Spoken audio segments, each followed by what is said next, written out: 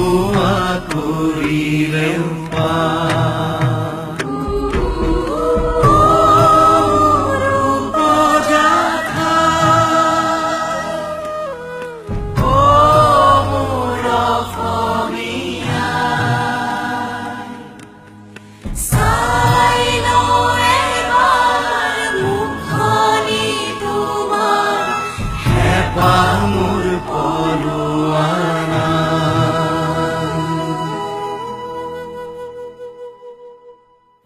অসমে NRCৰ বাবে সাজু হোৱা এই মুহূৰ্তত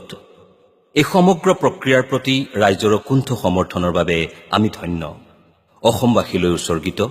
NRC কৰ্তৃপক্ষৰ এই বিশেষ প্ৰস্তুতি